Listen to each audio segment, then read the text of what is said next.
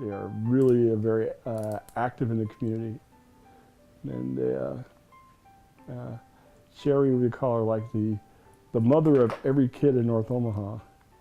And Walter, the philosopher and journalist. They're just really, they're really the dynamic duo. I think I'm teaching them, and they're teaching me.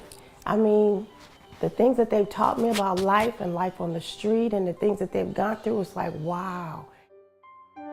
And there's a lot of myths about HIV and AIDS, and I want people to understand this is your life. Life is a gift. Enjoy your life. But in the same token, know what's going on with you and keep yourself protected. She has helped legitimize this in the eyes of so many people. And the people do know.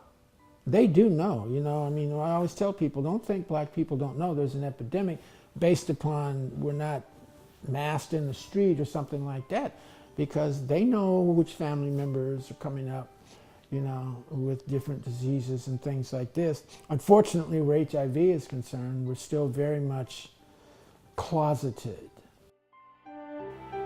He was able to connect immediately, connect very good, and work with those things, especially when we had the AIDS, which we call SIDA, epidemic and in the Latino community, and we were trying to engage people to do these services and to really take care of themselves.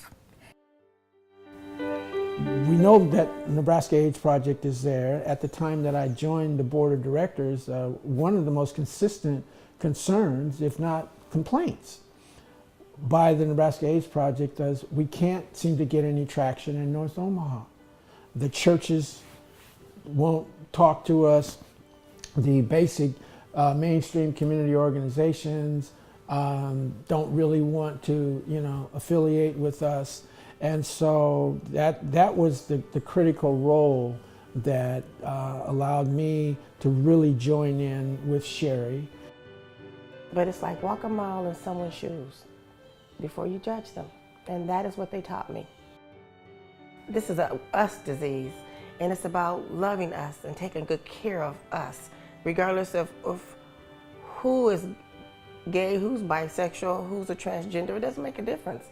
And if I can just get them to understand that we have to love one another as the way we are, where we're at right now, then maybe they'll get it. Let's not point fingers anymore. Let's just keep one another safe. It's that non-judgmental caring that both Sherry and Walter have is what really will get people's attention and will get people to think about their behavior, to think about things that's going on, and they listen to Sherry. I think they made a tremendous difference, because that education, even though we cannot measure that, we have seen the impact of, you know, the lower cases of AIDS. People are taking care of themselves. You can feel it, you know, statistically, that this is having a great effect.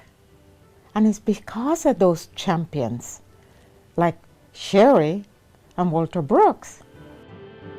Whether it's presentations that Sherry does or articles that Walter writes, I think North Omaha is more aware and healthier because of Walter and Sherry Brooks.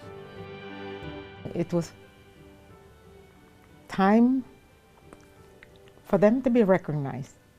It should have been a long, long time ago, but I'm glad that they're recognizing them now, because they have done a fabulous job. I always say what goes on in the East Coast and the West Coast comes back to Nebraska, and it has. I mean, this is our community. This is what we're supposed to do. We're supposed to give back. We're supposed to love.